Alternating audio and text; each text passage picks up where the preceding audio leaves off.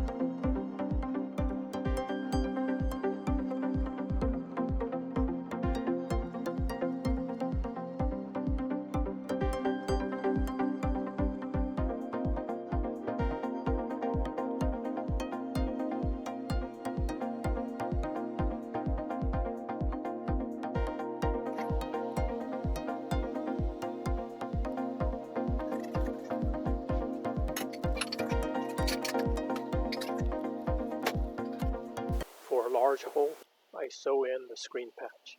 I throw away the backing and the glue. Those don't work.